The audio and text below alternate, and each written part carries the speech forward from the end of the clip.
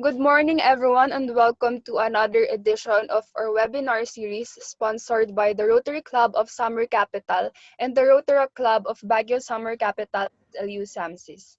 Our speaker for today is probably known to many of you already, considering that she is always mentioned in the classroom by our handsome professor, Rotarac SLU SAMSIS advisor, and the past president of the Rotary Club of Baguio Summer Capital, Sir Anton Baltasar.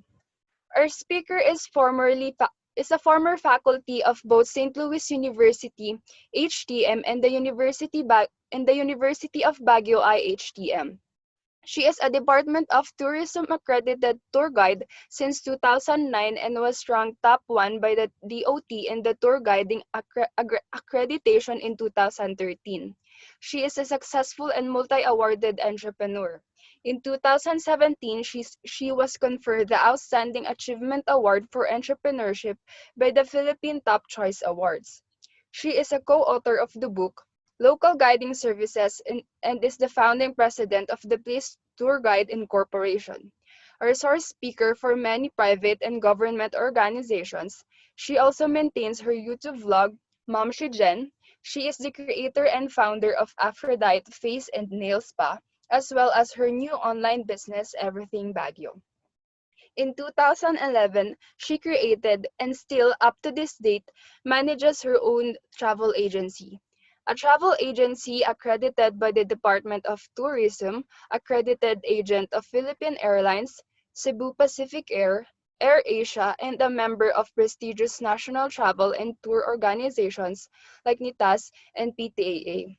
Ladies and gentlemen, to speak about getting started with your own travel agency, the General Manager of Agaching Travel and Tours, the very beautiful, and as Sir Anton puts it, drop that gorgeous, Miss Jennifer Palaksa Baltasar.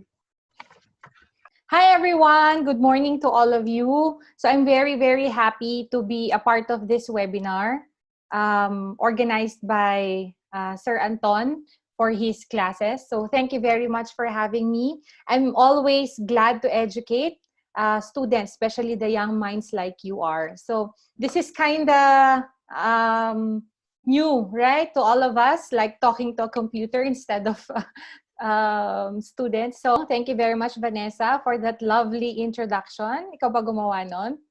So before we start, I'd like to ask everyone to participate in this webinar, because I will, at the end of the webinar, I will be giving raffles and of course freebies to those who are participating and who are actively participating. So I will also be giving free books and free registration for our next webinars, which are organized by Agatyang Travel and Tours. So I hope that you guys can listen. You don't need to jot down notes. I just want all your attention to be on the screen, listen, and then comprehend, because I will be uploading this video on YouTube as well. So if you wanted to review the lecture, you can just go back to YouTube. All I want now is for you to listen and understand the travel agency business and how to start it, okay? Next reminder is, if you have questions, you can write down on the chat box or on the comment box below. So I will be very glad to answer them at the end of the session. Okay? Anyway, good morning, everyone. So I'd like to start our webinar officially. So my topic is, let me just share my screen. All right. So I have a question to all of you. Are you or your family doing traveling through DIY type of traveling, as you see on the left screen, or are you a type of traveler who wants a pre-arranged travel?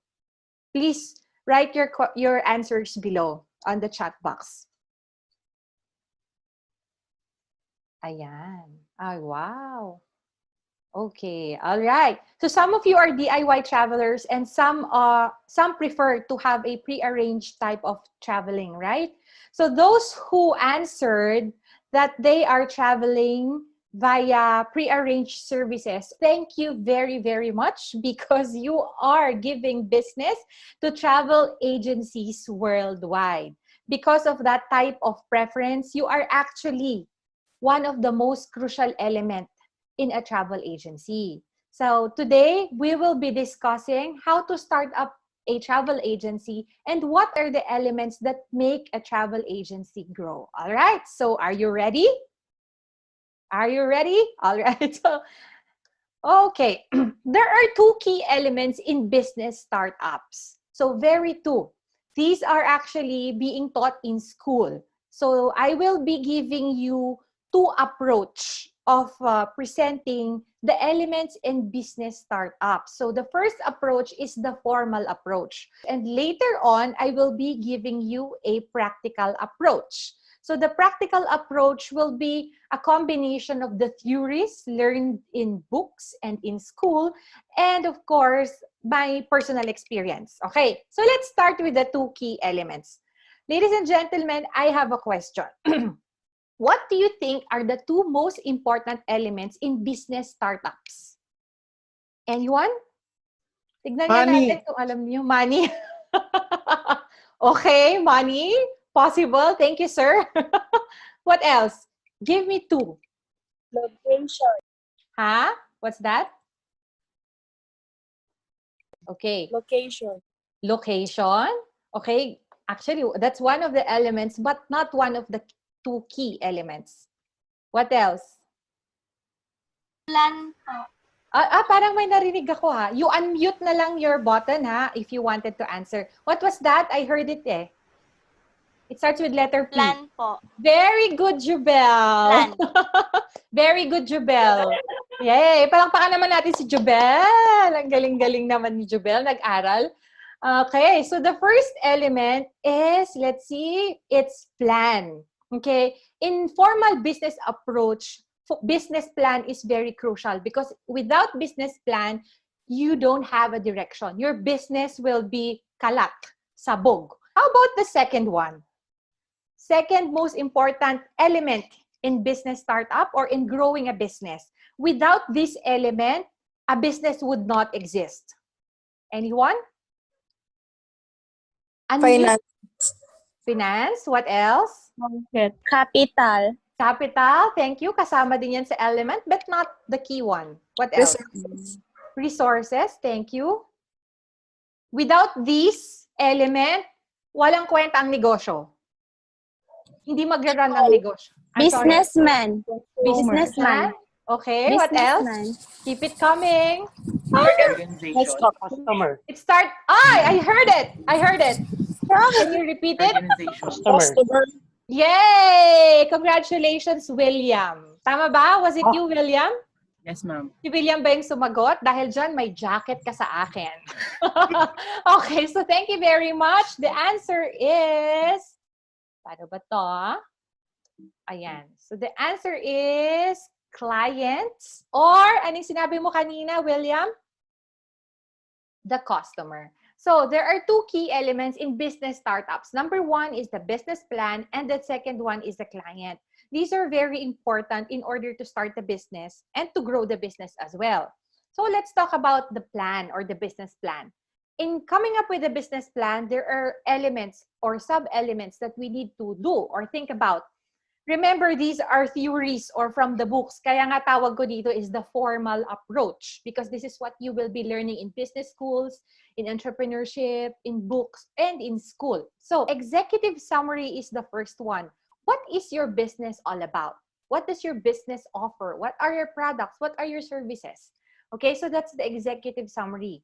The business plan is very important for two reasons. Number one is if you are getting an investor.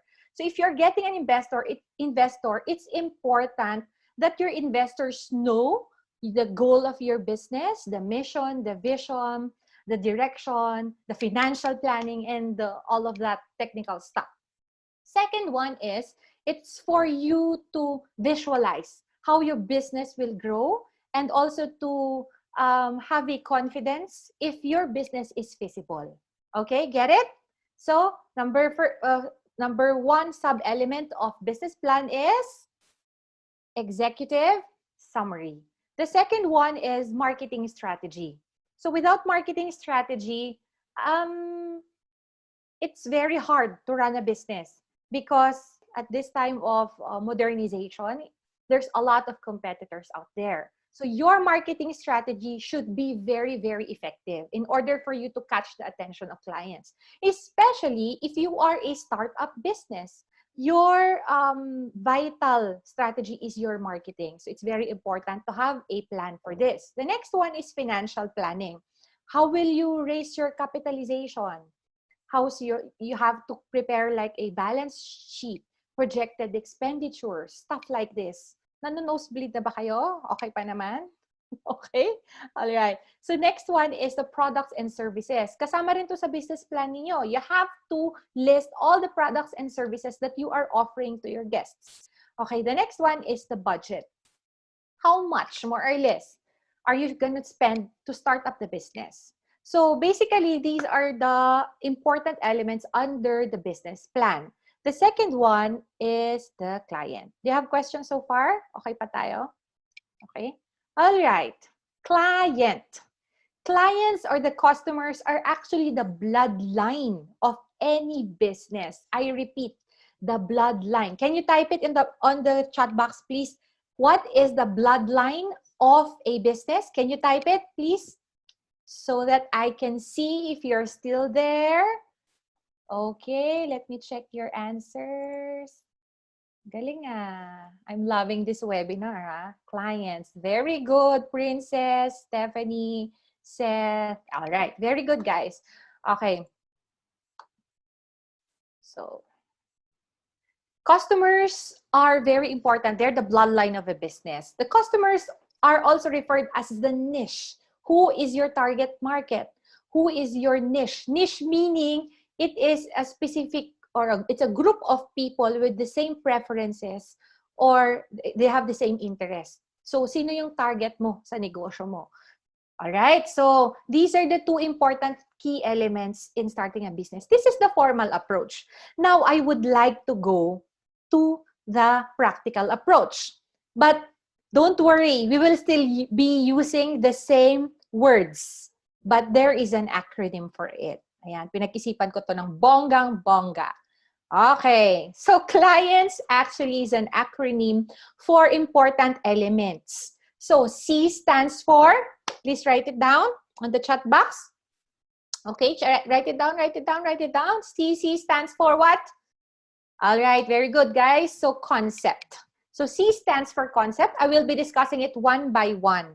L stands for legalization, or you have to register your business. I stands for investment, the capital. E stands for equipment, the tools. N stands for niche, o, diba? Binanggit ulit dito, or their target market. T stands for type of business. And then, of course, important is are your services as well. So that stands for clients, diba? And the next element in our formal approach is plan. So it is also an acronym. So, yan. Plan stands for personnel, location, accreditation, and network. So, clients and plan. All right?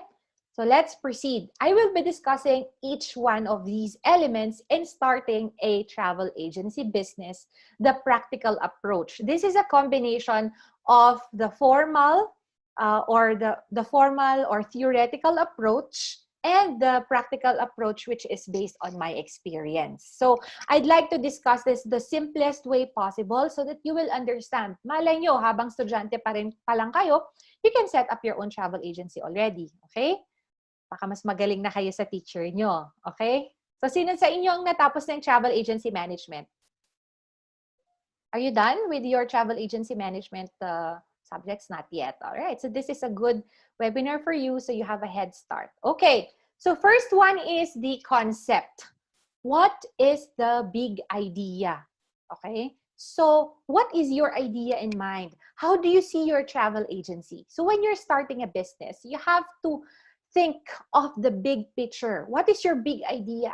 How does your business stand out? Okay, so I will be giving you the categories of creating that big idea. Kailangan kasi meron kang konsepto so that you will stand out in business, especially if you're just starting. So first one is your name. What is your business name? So you need to come up with a name which is uncommon.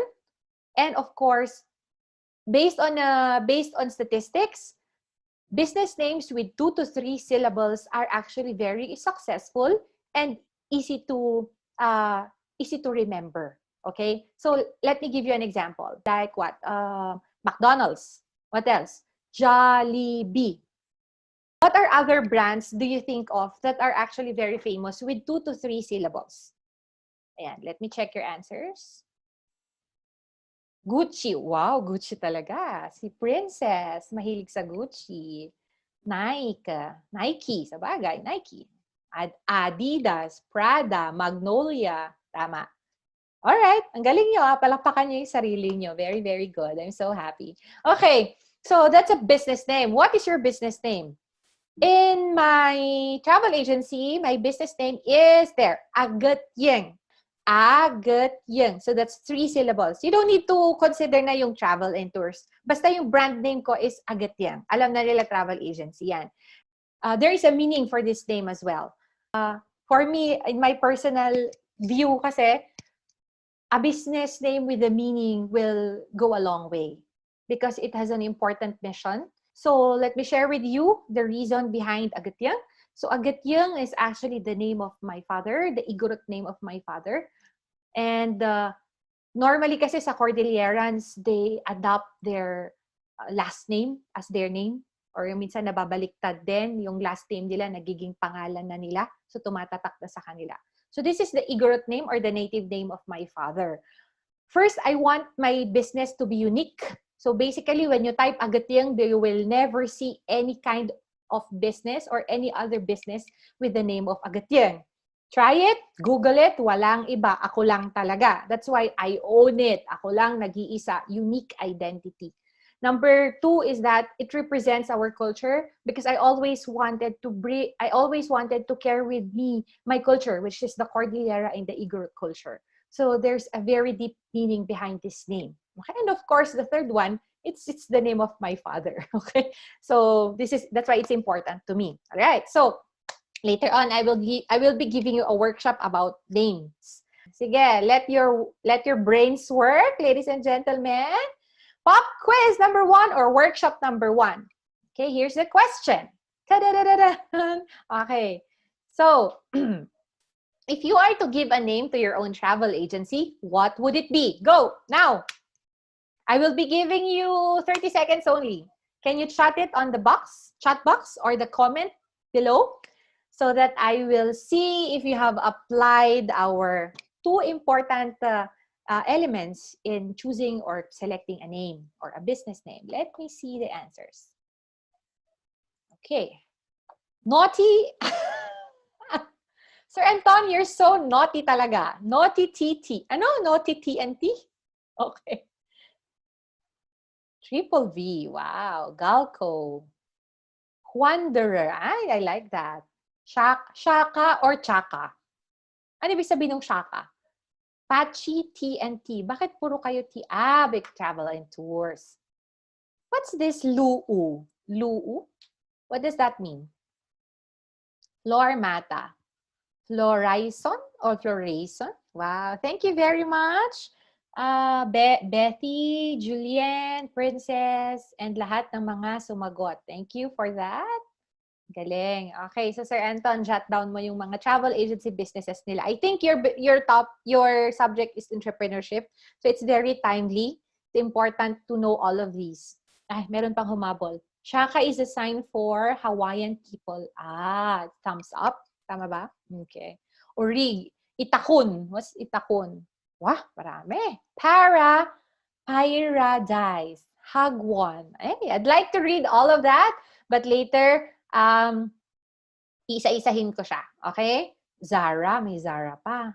Pero Zara is already a famous brand eh. Baka you wanted to choose a different brand for your travel agency. Mahirap kasi kapag marami kang kapareho dahil hindi mo, si Zara ba na clothing line nito or si Zara na travel agency? Your guest might be confused. So it's always good to be unique, uncommon. Yan. Okay? So let's proceed. Thank you very much. That's our first pop quiz. Be actually quiz siya. Naano ko lang kayo. All right, the second one is USP. What does it mean by USP? Come on, write it on the chat box. What does it mean by USP? USP means, this is part of the concept. It's very important to know this one so that your business will stand out.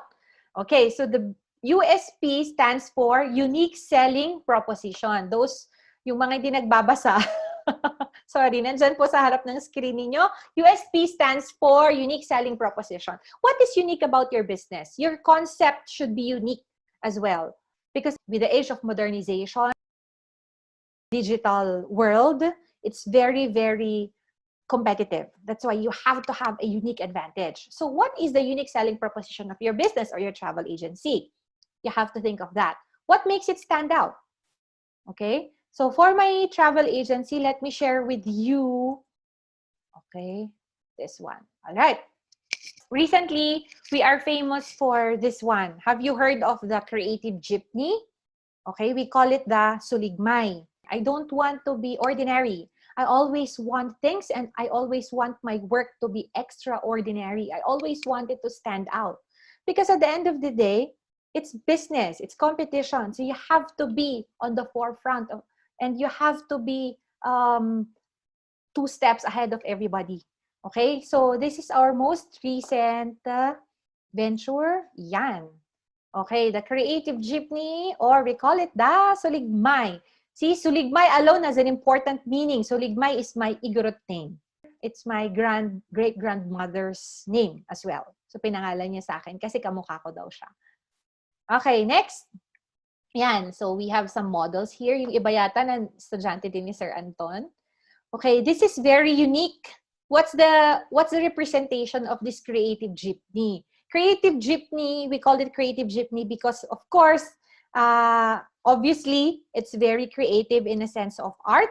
And of course, the tour itself. The route of this tour covers the creative destinations of Baguio City and at the same time in Cordillera region. Okay, so this is what we call suligmay. So, did it stand out as a part of service in our travel agency? Yes, indeed. But as a startup, of course, you cannot invest right away with this big amount of money unless you have a big capitalization and you have investors. It's okay to have these kinds of unique equipment or unique features of your travel agency. But as a startup, what intangible features do you have that can be unique to your travel agency? For our travel agency, here's another unique feature. Okay, we are actually a one-stop shop travel agency. A lot of travel agencies here in Baguio and Cordillera, it's either they are a local tour operator only, or they are a ticketing agent only, or they are a wholesaler only. In our travel agency, we are known as a one-stop shop travel and tours agency. That's why we were awarded for that. Because we don't only offer ticketing, van rental, we also operate our own local tours and Cordillera tours, and we also offer domestic tours, inbound, outbound, insurance. So all of that, you can avail from our travel agency, pati visa processing and passport processing as well. So that's what is unique with us. And of course, we are also unique in terms of local tours. Kami lang talagang very aggressive in packaging a local tour and making it unique and immersive and experiential to tourists. Okay, so think about it. What is the unique feature of your travel agency? This is actually leading to my next question. Right, pop quiz number 2 or workshop or activity number 2. If you have your own travel agency, what would be your USP? What do you think? Can you share it with me? I will be very, very happy to read your answers. Kahit words lang. You don't need to explain a whole paragraph, okay? Okay, I'll be waiting for your answers. I will repeat the question. If you have your own travel agency, what would be your USP or unique selling proposition? It can be tangible, it can be intangible, it could be a service, a product, it could be the brand that you would like to represent your travel agency. It could be pwedeng the name. Basta it's part of the concept. Hala, anong nangyayari? Na-drain na ang mga brains? Ayan, here's... Okay, quality service. Yes, tama. If you want your travel agency to stand out because you have quality services, then it could be a possible USP. Okay, so involve old locals, tell stories of myths about the place. You know, that's one of my goal in our cultural heritage tour actually. We give folk tales, legends about our, you know, mga ancestors, mga ganyan. So we give them stories while on tour, especially if there are dull moments, so that the clients will be entertained. At the same time, they will learn more about our traditions. All right. Thank you very much, Maria and Ronnie, for the answer. Okay, let's proceed with the next element. Okay, the next one is your mission vision. What is the mission vision of your business? Huh? Mission vision refers to, okay, let's start first with the mission. Magkaiba kasi yan eh. There is a difference between the mission and the vision. The mission refers to the objective of your business. What is the goal of your business? What's the objective? How do you plan to do your business? How do you plan to execute your business? So that's the mission. Anong gagawin mo sa negosyo mo? Ano yung i-offer mo mga produkto? What are your products and services? For the vision naman is your long-term plan. What do you see? What is the direction of your business? How do you see your business in the future? Okay, so that's the difference between the two. So that's the mission vision. May I share with you the mission vision of Audition Travel and Tours? So our mission is to provide friendly, trusted, and exciting tour packages and travel services to our valued customers. Very simple. Wanted to let them experience a friendly, trusted, and exciting tour packages and travel services to our valued customers. So parang it's a summary of what you're offering and a summary of what you wanted to do, your objective. Next is your vision. So let me read to you our vision. To become a household name for tours in the Cordillera. And you know what? We are reaching that already because a lot of guests are giving us good feedback. By the way, we are 10 years. Magte 10 years na kami. So we have created a name of our own in this industry. Pero syempre ngayong pandemic medyo mahina.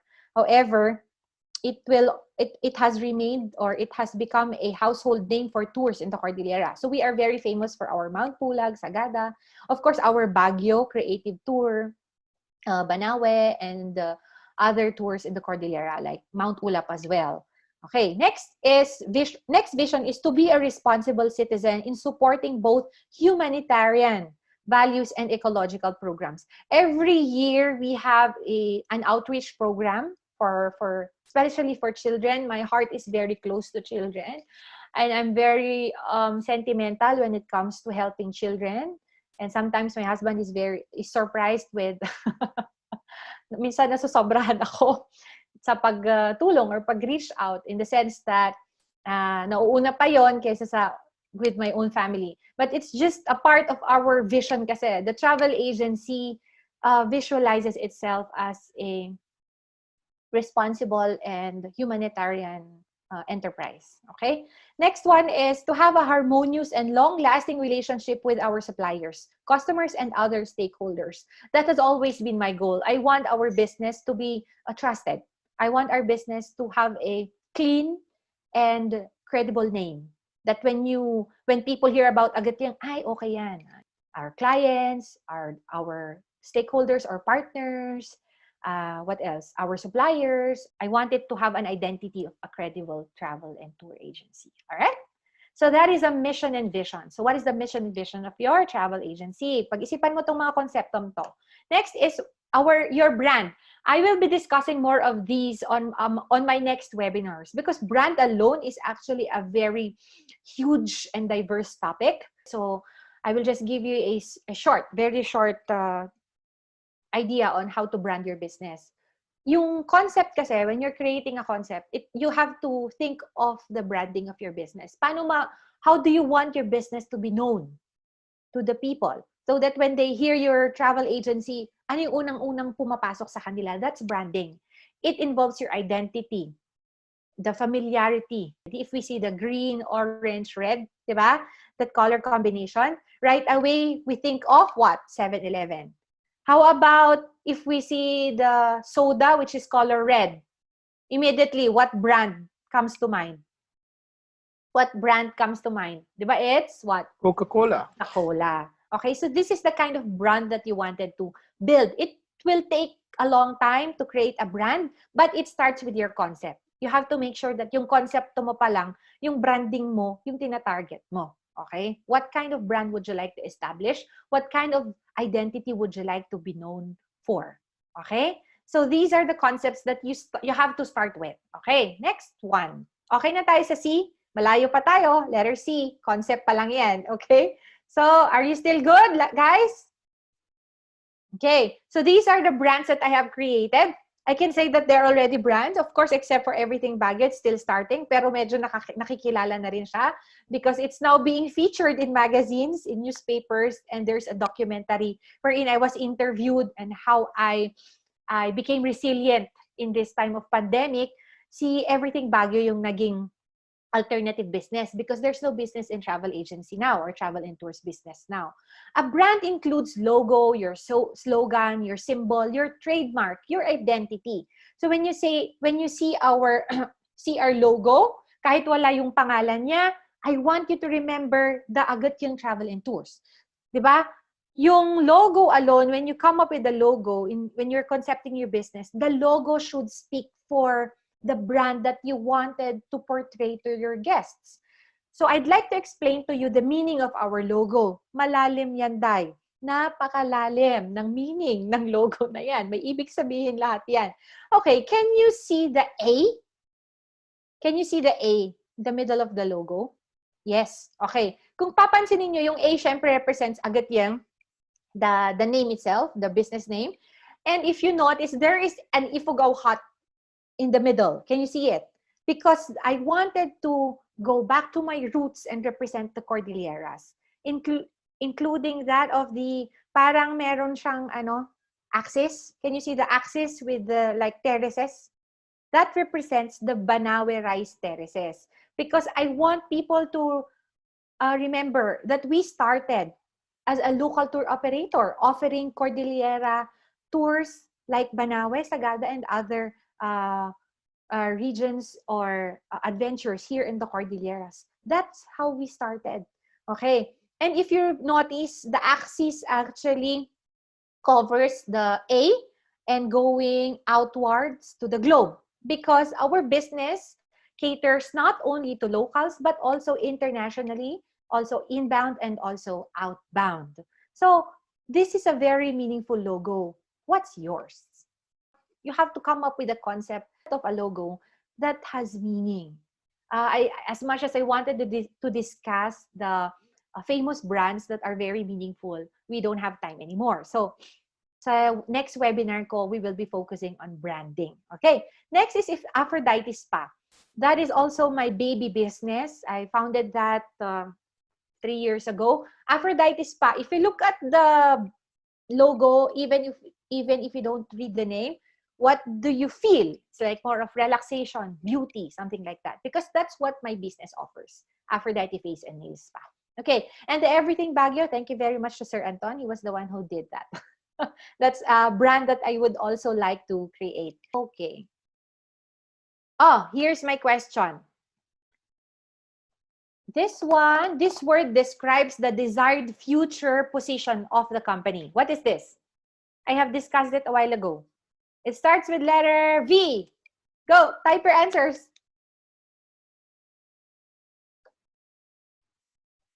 Okay, very good. Thank you, Verna, Flora, Alex. I'm so happy you are participating. So that's the third quiz for today. I have 5 quizzes or 5 activities. Next, let's proceed with letter L. Client, remember? C, tapos na tayo sa C. Now, let's proceed to letter L. Legalize. You have to register your business. It's very important because when you are getting deals with the government, you have to have an OR. Your business will not grow if you don't register it. Kasi maraming home-based businesses ngayon or yung mga online travel agencies na hindi registered. So, your scope will be very limited if you don't register it because you won't be able to cater to government, corporate, because they will be needing documentation, permits, and receipts. Okay, so let's start. What are the documents that you need in order to set up a business? Number 1 is DTI and SEC. Depending on the kind of business that you have chosen, are you a sole proprietor? Then you apply with DTI. Are you a corporation? Then you apply with SEC. If you are cooperative, you apply with CDA. Okay, so it depends on the kind of business that you are setting up. So you need to also go through LGU, which will be securing the business permit or the mayor's permit. The next one is BIR. Ay, kailangan yan. Next is COR, Certificate of Registration, which will be taken from BIR as well. And if you have employees, you need to process your SSS, PhilHealth, and so on. Okay, I think there's a question. Is there? Nahuli lang yung vision niya. Okay, next. These are the business permits that you need to go through, ha? Next, let's proceed with I. CLI, investment. So your capitalization. Okay, so these are the things that you need to consider when it comes to capitalization. Is your business a micro-small business, a small, a medium, or a large business? Okay, next one is the type of business. Sabi ko na kanina sa inyo. If you're a sole proprietor, syempre yung capitalization mo will be more of the budget in setting up your travel agency. For partnership, corporation, there is a minimum paid up capital. And good news, kahit 5,000 pesos lang yung pera mo, pwede ka nang magkaroon ng negosyo or corporation because of one-person corporation, which I will be discussing with you later on. Okay? So, these are the types of businesses that you need to consider and you need to prepare with. You need to prepare if you wanted to have an idea of the investment or capitalization. Next is you have to prepare the expenditures or the expenses like the rent, furnitures, decors, office supplies, and of course the labor, document system, and bonds. I wanted to give you an idea how much is the capitalization of a small travel agency. That's why I made this one. Let's say that the travel agency that you are setting up is a micro-small travel agency with 3 employees and you are a sole proprietor and your office is 16 square meter office. So these are the features of your travel agency. If these are the features, how much is your capital? So let me give you the basic startup capital using these costs and expenditures para alam ninyo kung magkano nga ba ang capitalization. Okay. So let's start with, basic lang to ha. It's not very detailed. Basic lang para you have an idea how much is the capitalization in setting up a travel agency. Okay, renovation and fixtures, around 200,000. The new travel agency, the new location of our travel agency spent about 200,000 with the renovation and the fixtures. Equipment and equipments like the printers, the system that you will be using, around 50,000. What else? Equipment also includes the computer, like fax, scanner, telephone. All right. Next is personnel. You have to budget around 6 months worth of wage for your staff. Let's say you have 3 staff, around 120,000 to make sure na meron kang, ibabayad sa kanila. Rent for 6 months as well, around 90,000. Sabihin na natin, yung renta mo is around, 10 to 15,000 pesos per month. Okay, and then supplies, 15,000. Funds, bonds, and accounts. Bonds kasi, if you're putting up a travel agency, some airlines or accreditation needs to have a bond. Kumbaga, yun yung account mo para ito yung ginagamit mo when you are issuing tickets and you are booking clients on with airlines. Okay, so that's a total of 545,000 pesos. O, may pera na ba kayong ganyan? Pwede na ba? Kaya? Kaya ba? Thumbs up nga? Hindi pa. Okay. Sige, mag-online na lang muna kayo. Malaking gastos kasi actually dito talaga is the physical office. But you can actually have an online travel agency now. That's the good news. And I will be sharing it with you later on. So, pwede na ang online travel agency ngayon. Legitimate na po sila. Okay, so let's continue with the letter E. Equipment. Ano nga ba yung mga equipment or tools that you need to prepare for your startup? First is the desk, reception work, and the furniture. Siyempre, importante to. You will not be accredited by DOT if you don't have a reception desk or work desk and some furnitures as well. Okay, next one is a clock. Kailangan din kasi nito, you have to have clocks of the different continents of the world. So you have to have a physical clock in your office. Yan. 1 clock per continent. You also have to have a system. GDS stands for Global Distribution System, which include Sabre, Amadeus, Apollo, and Galileo. So this is the system or the booking or the reservation system that travel agencies use. In our travel agency, we use Sabre, okay, which used to be Abacus. Abacus ang dating pangalan yan. Ngayon, Sabre na. Next is a CCTV camera. This may not be an immediate need, but it's important. Next is the computers, desktop preferably, and of course, maps and globe in your office. It's important to have this because when you are dealing with clients, sometimes they have a lot of questions. They'll ask you, where is India? Is India near Japan? Yung mga ganun. So, napapakita mo ngayon with the use of map. Okay? So that's equipment or the tools. Let's proceed with what letter are we in now? Letter client, E-N. Okay, so let's proceed with letter N. Okay, the niche or the target market. What is your target market? Who do you want to offer your services to? It's important to have this one beforehand because your planning will be relied on your niche or your target marketing. Even your marketing strategies will be relying on the niche or the target market. So you have to choose which one or who among these would you like to offer your business to. Make sure that you start with the warm market. Warm market meaning you have a connection with these people because it will give you a good jump start with your business if you start with the warm market. So you have to choose which among these target markets would you like to focus your efforts into or your marketing strategies into. First is a corporate account. Would you like to target the schools, the private companies? Big account tong mga to kaya maganda rin to. Kahit matagal yung proseso, pero isang account mo pa lang na na-close na deal, malaki na yung kita natin dito. For me, I have several accounts with schools. This is one of my target market before because I am offering educational field trips for teachers, for students as well. And I also have catered to different corporate accounts. Next is the FIT or the Free Independent Traveler. The free independent travelers are actually the travelers who wanted to travel at their own pace and they want their tour to be customized based on their preferences. Ito yung tinatawag namin ng mga private groups. Normally, ito yung mga families. This is an FIT or the Free Independent Travelers. They wanted to have their own itinerary. Okay. Next is the GIT or the Group Inclusive Tour. This may include what we call the joiner group. This is a large group wherein there are different subgroups as well. So, hindi magkakakilala yung mga yan. The itinerary is fixed already and there is a pre-arranged travel plan. So, that's what we call the GIT or the Group Inclusive Tour.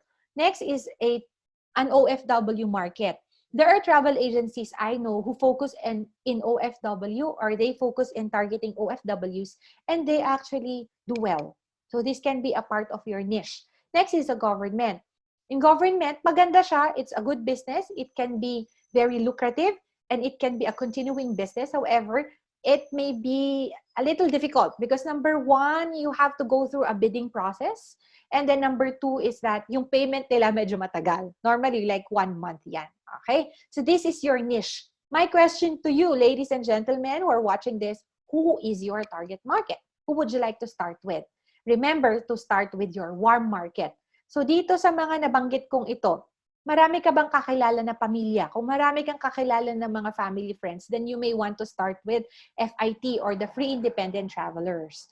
But if you know a lot of people who owns companies, you have connections with different corporate companies, schools, and big corporations or enterprises, you may want to focus on corporate accounts. So it really depends on your warm market. That's my suggestion. Start with your warm market. All right, so that's N. Let's proceed with T, type of business. What type of business are you going to set up? Okay, number one is it sole proprietorship? Meaning mag-isa mo lang. Okay? Next is one-person corporation. This is the new type of business under corporation. Actually, meron na po tayong ganito. Dahil akala natin dati, di ba, 5 para you can set up a corporation. But there's what we call a one-person corporation. You have to register it with SEC. Mag-isa mo lang, you can come up with your own business already. Or I mean, you can come up or set up your own corporation already. Okay, next is the 5-person corporation. This is the traditional corporation, which is requiring minimum of 5 incorporators. Next is partnership, and of course, a cooperative, which involves 15 members in order to set up a cooperative. So which one would you like to start with? A lot of us, sole proprietorship.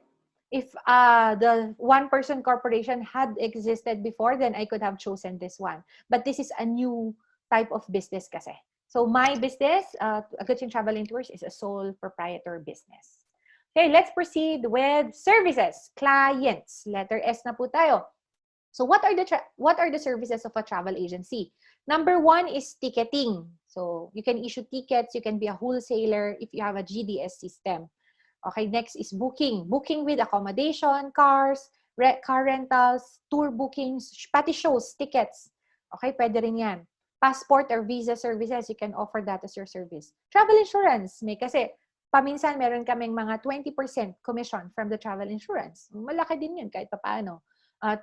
Tour packages, ito na tayo. There are different types of tours or tour packages that you can offer to your clients. Number one is a local tour. Local tour is focused more of the community area or the city. Like local tour in Mount Pulag, that is a local tour. Baguio City tour is a local tour as well. You can also offer a domestic tour, which involve different tour packages within your country, like Palawan, Boracay, Vigan, yan. Outbound tour, meaning outside the country. So you can offer tour packages outside the Philippines or outside the country of origin. So let's say you can offer a Thailand tour package to your Filipino customers, okay? And the inbound tours naman, or the inbound tour packages refer to tours which are offered to foreign guests who are coming in your country. Okay, so let's say, for example, a US citizen or an American coming to Baguio City or to Boracay, which you have arranged or offered to them. So that's an inbound tour package. Clear? So that's our services. So that is the clients. Okay? Clear po tayo. So C-L-I-N-T-S. So clients. Let's proceed with the second element, which is the plan. Okay, plan. Plan stands for P, personnel, L, location, A, accreditation, N is network. So let's discuss this one. Okay, let's start with letter P. Are you still there? Please do thumbs up. Okay pa kayo? Hindi pa kayo naantok? Okay. All right.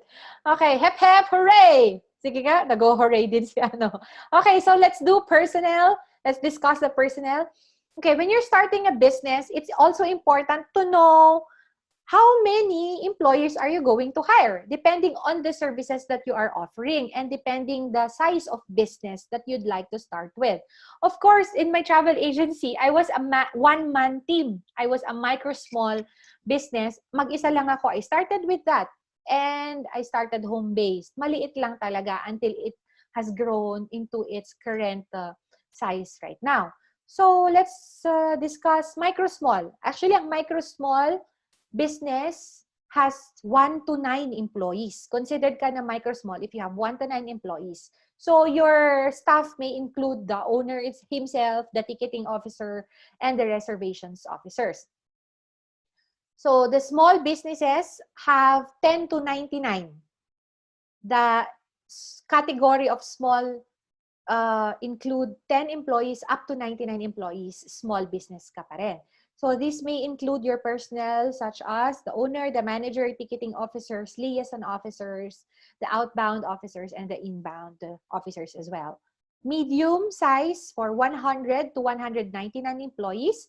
And of course, you are a big business. Sorry, hindi na edit yun. Big business or a large corporation if you have 200 employees and above, and you normally have global branches.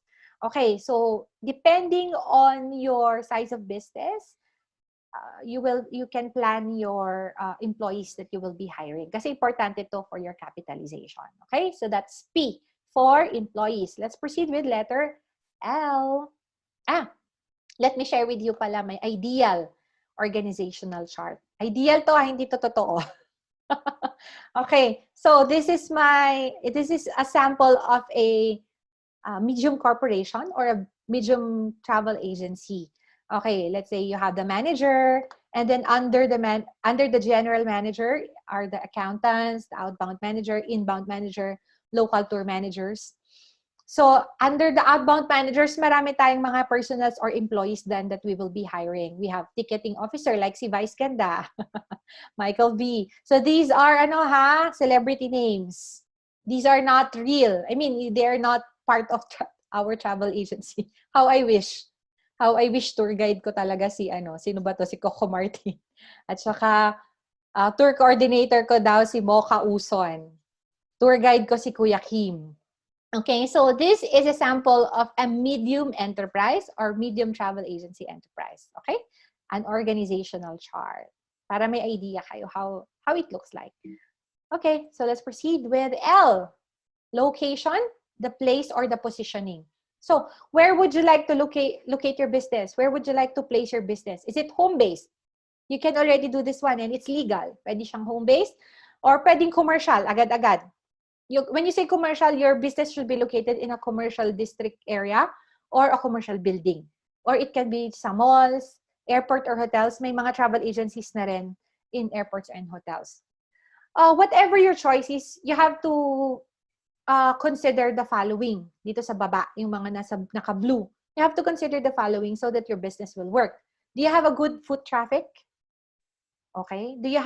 Is your office size big enough for you to be accredited by DOT? Do you have a parking space? Is it accessible to your target market? And is it appropriate? When you say appropriate, so make sure that your branding is protected. So if you put your business in a red light district, it might not have a good impact on your clients. So it might destroy your brand or your identity, right? Right? The next one is PLA accreditation. Let's proceed with the accreditation. Accreditation is a certificate. Can you read with me, ladies and gentlemen? Can you read with me, please? Aloud. Okay. So it is a certificate issued by the Department of Tourism, recognizing the holder as having complied with minimum standards in the operation of an establishment concerned frontline service, which shall ensure the safety, comfort, and convenience of the tourist. So who gives the accreditation? It's what? I need your answers. Department of Tourism. Very good, ladies and gentlemen. So accreditation is being issued by the Department of Tourism. So let me discuss with you the different categories in DOT accreditation. You may choose one. Parang classification ito eh. Diba? What kind of travel agency are you? Or what kind of travel management company is your business? Number one is a tour operator. Are you a tour operator? Because a tour operator normally focuses in operating tours. They design tour packages which they will be offering to travel agencies. Yan is a tour operator. My travel agency is a tour operator. We started as a tour operator because we design and operate tours here in Baguio and the Cordilleras. So we are a tour operator. So next is a travel agency. Are you a travel agency? Normally, travel agencies focus on ticketing, bookings, and they sell the tour packages of a tour operator. Okay? So number 3, by the way, we are also a travel agency because we sell tickets. Kaya nga one-stop shop kami, di ba? Because we are both a tour operator and a travel agency. So if you are both, then you are number 3, travel and tour agency. Are you learning so far? So if you're a tour operator and a travel agency at the same time, you are a travel and tour agency. So it means that you are a primary tourism enterprise regularly engaged in both tour operations and travel agency services. And number 4 is the online travel and tour agencies. So recently, the Department of Tourism are now accrediting online travel and tour agency. Okay. Next one, what are the requirements in DOT accreditation? These are the minimum requirements. Number 1 is working capital of 500,000 pesos. You have to have a proof that you have a working capital of 500,000 pesos. By the way, before I proceed, accreditation is not really an initial requirement or primary requirement in setting up a travel agency. As long as you have DTI or SEC, BIR, and the other government permits, okay ka nang mag-operate. But the DOT accreditation can follow, okay? It can follow. It is not a primary requirement in setting up a travel agency. But it is important to have an accreditation for so many benefits and so many reasons. So it's important to have an accreditation with the Department of Tourism. So let's continue. Working capital should be at least 500,000 pesos. You should have a proof that you have 500,000 pesos in your bank account or 500,000 peso worth of asset. Next is managerial experience. At least 3 years of managerial experience of your manager or your owner, or he or she should have undergone a certification, travel agency management course. GDS system, you have to have either Sabre, Amadeus. You should be using a global distribution system or a reservation system. Next is your office should have a good temperature. Meaning, in Baguio City kasi, walang problema sa atin because, it's a cold city. But in Manila and other warm provinces, it is required that they have an air conditioning or electric fan. Next is commercial area. It should be placed in a commercial area if you are a travel and tours agency, a tour operator, or a travel agency. So, ulitin ko yung tatlong category: tour operator, travel agency, and travel and tours agency. Your office should be placed in a commercial area or commercial building. Okay? Pag online naman, pwedeng home-based. Next is equipment and tools. It should be fully furnished. And you have to have this desktop computers, reception area. Office floor should be at least 12 square meters. Dati kasi 18 square meters yan, but now 12 square meters is the newest requirement. And next is minimum of 3 staff or 3 personnel. You have the general manager, reservations officer, or ticketing officer, and you can have the product development officer or the tour officer. All right? So these are the DOT accreditation requirements. Next is the next question. Again, pop quiz number 5. This is the last question for you. I already gave the answer a while ago. Based on the DOT accreditation category, what category does Agating Travel and Tours fall under? What's your answer? Okay, you jot it down or you write it down in the comment box. What is the answer? What type of category? Ayan, let me see. All right, very good. You're listening. I'm so happy. So shout out ko lang si Maria Victoria, William, Bea, Gabrielle, Tarine, Earl. Tama yung mga sagot nila. Very good. Okay, I'm so happy you're listening. All right, so let's proceed. Okay, next is, this is the last one Yay! Okay, network. Network. Importante ba to, ladies and gentlemen? Network meaning the internet connection, the Wi-Fi. Yes. So, network is very important in running a travel agency. Diba? You wouldn't exist or you wouldn't grow your business without this one. Gone are the days wherein clients would walk into your enterprise or to your company to make inquiries. Ngayon, usapan na tayo websites, social media, and emails. So that's very important. So why is it important? Number one, it helps you design and edit advertisements. Okay, so through the internet connection, you can make reservations and bookings through internet connections. You cannot issue tickets if you don't have internet connection. Coordination is going to be difficult if you don't have internet connection, and communication will be terrible if you don't have an internet connection. So this is an important element. This is the last element of starting a business. So if you ask me, ma'am, kailangan bang may PLDT kami, mag-set up ng PLDT when we start up our business? PLDT or Globe or whatever platform that you may choose? Yes, definitely. You have to have an internet connection. Clear? Clear tayo doon? Okay. So meron pa pala akong pahabol na quiz. So let's see. What are the 2 key elements in setting up a travel and tours agency? Parang summary na to. Okay?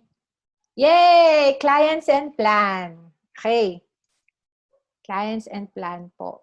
Thank you, Rak. Thank you, Grapani, Princess, Jubel. All right. So that wraps up our webinar. Diba? Mabilis lang. So these are the important elements that we need in setting up a travel and tours business. We have, I have given you 2 approaches. Number 1 is the formal approach, which include the meaning of business plan and of course targeting your clients. And of course the practical approach, wherein we have given the acronym or we have given meaning on each letter. In school and in the classroom, more or less you will be learning theories. So as a practitioner, it's important that I share with you my practical experiences. All right. So let me have a review. Okay, so let's do it together. Clients stand for, pwede bang i-unmute silang lahat? Okay lang ba? All right. Clients stands for letter C. Concept. L.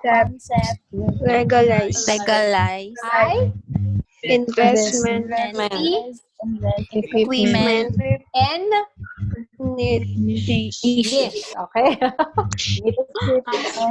Iba yung niche, ha? Iba yung niche. Okay. Next. T is Type of business. S. Services. Good. And let's proceed with the plan. P stands for Personal. L. Education. A. Accreditation. N is Network. palakpakan niyo naman yung sarili niyo. Okay. Thank you very, very much, ladies and gentlemen. So these are the important elements in starting a travel agency. So if you have all of this, you are ready to come up with your own travel agency, or you are ready to conceptualize your own travel agency. I believe a lot of you are under the entrepreneurship subject of your teachers. So this is a very, very good topic for you to start with. Okay? So we will be having several webinars as well. May I share with you the webinars that we are organizing?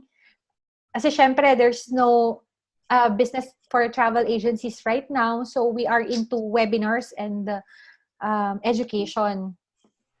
So my staff, I really would like to hire my staff back kasi displaced na sila ngayon because of the pandemic. So we will be offering webinars. You are actually pre-launching webinar namin. So thank you very much to Sir Anton for thinking of me and having me as part of the program of Rotary. So kayo po yung unang-una. This one is of course totally free. But the other webinars that we will be organizing, we will be collecting a registration of 50 pesos only in order for me to pay my staff because I really wanted to help them out. At the same time, it will be used to give a little honorarium to our speakers, okay? But my ultimate goal really is to educate our young students, okay? So these are some of the samples of our topics that we will be discussing. Techniques in tour guiding, sustainable tourism, professional development, growing your online business, building your business brand, digital marketing. The topics that we will be discussing are both for students and for practitioners alike. So anyone can actually join these webinars. So it's only 50 pesos lang talaga siya. Magaan lang sa bulsa. So the webinar will be by the travel agency. And then our speakers are successful practitioners like owners of businesses. And of course, tourism officers as well. You will be given an e-certificate, personalized. And then there are workshops and practical applications as well during the webinars. It will be about 2 hours each topic. And then there are giveaways and raffles to the participants as well. So, para maging engaging yung ating webinar. Okay. So, next one. So, how are you going to join this webinar? Number 1 is visit my YouTube channel tonight. I will be uploading this video tonight. So, yung mga nag-participate, may mga mukha kayo doon. Okay, so I will be uploading this video tonight. And then you can write down your name, email address, and the name of your school on the comment box during the video. Tapos, after that, you can win a prize if you answer the 5 questions, if you have answered the 5 questions that I asked during the webinar. Okay, so I will be giving away free books and of course, webinar registrations to about 5 participants. Okay, so para mas maging engaging siya. Right, so may I repeat? You can register the webinars if number 1, you go to our YouTube channel later. Tonight, I'll be uploading this video around 5 to 6 p.m. And then you comment your name and email address so that we can email to you the different topics that we will be discussing or that we will be covering during the webinars. And then on the comment section, you write down your name, email address, and if you have suggested topics as well. Okay? And include na rin the 5 answers to the questions that I have asked during the webinar. Those who will be answering the questions will be given a chance to win a raffle. I will be giving books on tourism, travel agency management books, which is authored by my friend, and the local guiding services book. I still have like mga 3 stock pa dito sa bahay. So ipapamigay ko na yan sa inyo. So we'll just have a little game when you visit my channel. And of course, eligible ka if you have subscribed because I have a list of the subscribers. Okay? If you subscribe kasi, you will be updated with the free webinars that we will be conducting as well. All right? So any questions? Let's proceed with the question. Oh, yan. Any questions? We have a question on the chat. Yes po. It says, from Erica de la Cruz. Hi, How Erica. do you handle refunds following up by the clients who were affected by COVID-19 flight cancellations? Okay, so we have 2 approaches. First one is we try to talk to the client instead of refunding the payment. They use it as a travel fund, meaning when they store it as a travel fund, they can use it in the future. Let's say, for example, the airlines, diba? Puro cancellation sila ngayon, diba? You can have we can manage the booking by putting it in travel fund, which you can use in the future, in your future travels, okay? For our tours naman, the clients that have paid with us before, that's the same thing that we suggest to them. If they can use their funds or their deposits or their payments as a travel fund for future travel plans. So if they wanted to go in other destinations or if they still wanted to proceed with their tour, but in later dates, then they can use the same amount for their future travel plans. So that's the first one. However, there are clients who may be in need, right? So they would rather cancel na lang the bookings and refund the money. For that airline ticketing, it will take a long time. At this time, we have clients who have requested for refund and then it's been a month, hindi pa nare-refund ng airline. So it's quite difficult talaga. And it's very understandable naman. There are also clients who preferred for refunds for their tours. We have Mount Pulag tours. Kung napansin niyo yung Mount Pulag namin and local tours namin, meron na kaming mga nakaschedule supposedly during the peak season. So marami nang nagbayad. However, pandemic came and then everything was canceled. So some of our clients opted for a refund. So what we did was we deposited the money, online bank transfer, or we deposit it at the bank, or gumamit din kami ng GCash and remittance centers as well. So these are the mediums that we used in order to address the refunds from our clients. Did I answer your question? Did I answer your question? Yes, ma'am. Thank you. I would love to know what you have learned during the webinar para alam ko kung meron bang natuto sa inyo. Okay? Just comment it down below or at the chat box. Andyan na. Ayan. Try to be Try to be unique. Oh, thank you. That's nice. Right. So you can stand out, diba? What else? Thank you, Key. Ano to? Pangalan niya, Julienne. Meaning of clients. Structure of, all right, William, that's right. Press, Vanessa. Focus plan. One-person corporation. Yeah, that's right. Grapani, being responsible sole proprietor. Marie, importance of branding. Planning. Create your own brand, Bea. Be unique. All right. I'm happy and grateful that you learned something from this. I thank you very much to the students who have participated, and most especially to Sir Anton. Thank you very much for moderating this event, and to Vanessa as well. Salamat po. Thank you very much to our beautiful drop-dead gorgeous speaker. Siyempre, di ba? Suabe, di ba? And